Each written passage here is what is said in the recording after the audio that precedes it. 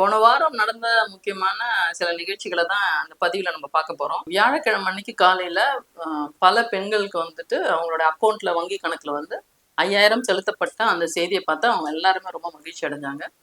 முதல்வர் ஸ்டாலின் வந்து பல மீடியாக்கள்லையும் அவர் ஆற்றிய உரை வந்து வெளியிடப்பட்டது.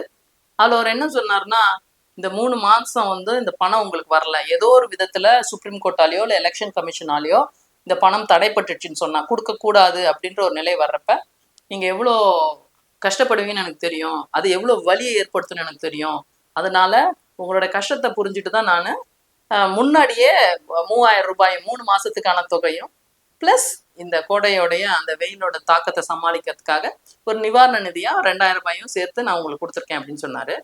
பெண்களுடைய உரிமை தொகை எதுக்காக கொடுக்கப்பட்டது அப்படின்னு சொன்னால், பெண்கள் வந்து பல விதத்துலேயும் அவங்களோட உழைப்பு செலுத்திட்டு இருக்காங்க. அவங்க சம்பாதிக்கிறது மட்டும் இல்லாமல் வீட்டில் செய்யக்கூடிய எந்த வேலைக்குமே வந்துட்டு அவங்களுக்கு ஊதியம் கிடையாது.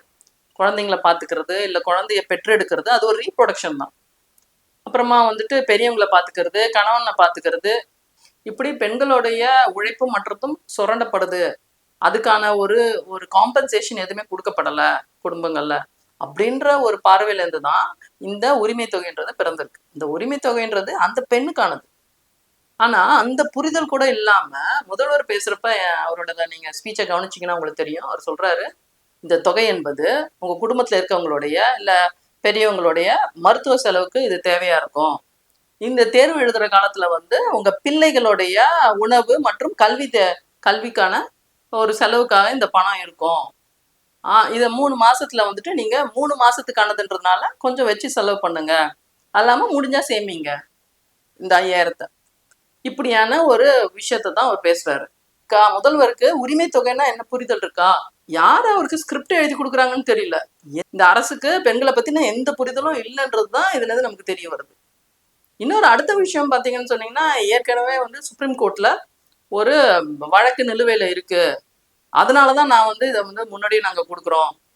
ஒருவேளை சுப்ரீம் கோர்ட் வந்துட்டு இதெல்லாம் வந்துட்டு உண்மையிலே வந்துட்டு ஒரு லஞ்சமா தான் கருதுறோம் நாங்க எலெக்ஷனுக்கு முன்னாடி. ஏன்னா போன வருஷம் கொடுக்கல கோடைக்கு இல்லையா, இந்த வருஷம் தான் நீங்க கொடுக்குறீங்க.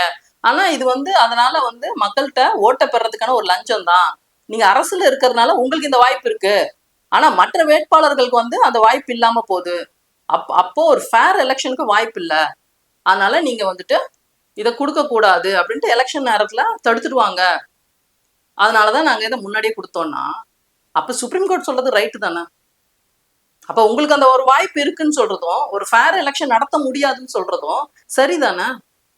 அப்போ நாங்க எப்படியாவது ஏமாத்தியாவது இந்த பணத்தை முன்னாடி நாங்க உங்களுக்கு கொடுத்துருவோம், எப்படியாவது நியாயமான ஒரு எலெக்ஷனுக்கான வாய்ப்பே இல்லாத அளவுக்கு முன்னாடியே நாங்க கொடுத்துருவோம் அநியாயமான முறையில அப்படின்ற ஒரு புரிதல் தான் அதுல. ஏற்கனவே பீகார்ல வந்து பிஜேபி பண்ணது வந்து அந்த 10,000 ரூபாய் கொடுத்தது வந்துட்டு அப்பட்டமான ஒரு ஓட்டை வாங்கக்கூடிய லஞ்சம்னு சொல்லிட்டு இருக்கிறனால இல்ல, அதே மாதிரியான ஒரு விஷயத்த நீங்க தமிழகத்துல பண்ணுவீங்கன்னு சொன்னீங்கன்னா அப்ப ஒரு பாசிச பாஜகவுக்கும் உங்களுக்கும் என்ன வேறுபாடு இருக்கு?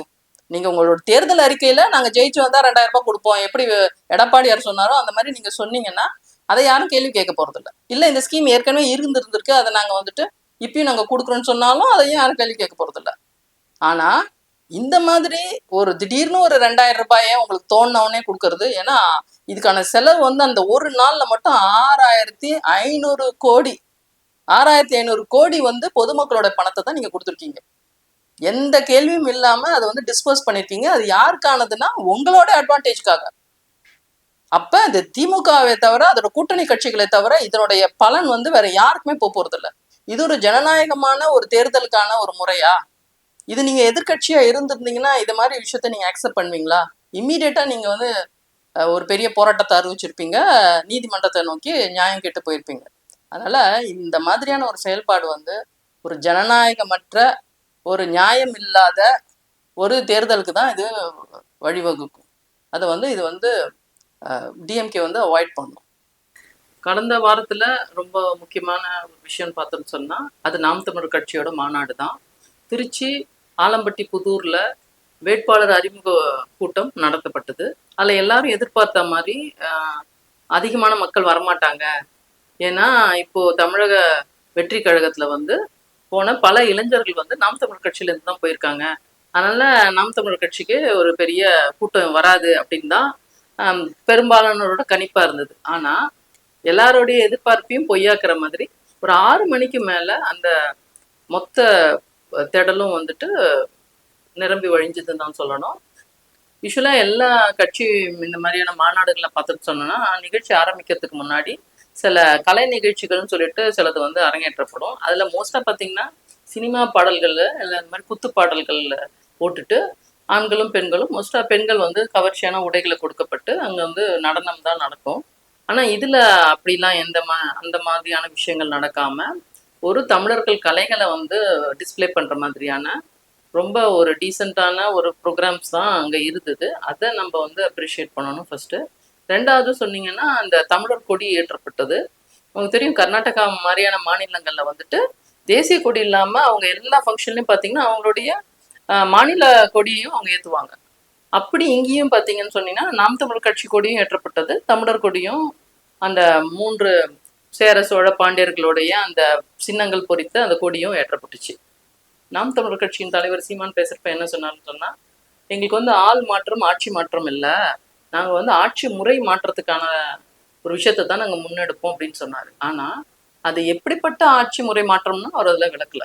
அவரோட பேச்சை கவனிச்சுன்னு சொன்னா ரொம்ப மேலோட்டமா தான் இருந்தது. எப்படின்னா பிஜேபியும் ஒண்ணுதான் காங்கிரஸும் ஒண்ணுதான். ஏன்னா அவர் சொல்ற மாதிரி அந்த நீட்டு என்ஐஏ அப்புறமா ஜிஎஸ்டி இது எல்லாமே காங்கிரஸ் கவர்மெண்ட்ல வந்தது, அதை இம்ப்ளிமெண்ட் பண்ணதுதான் இது பாஜக. அதனால ரெண்டுத்துக்கும் மாற்றம் இல்லை.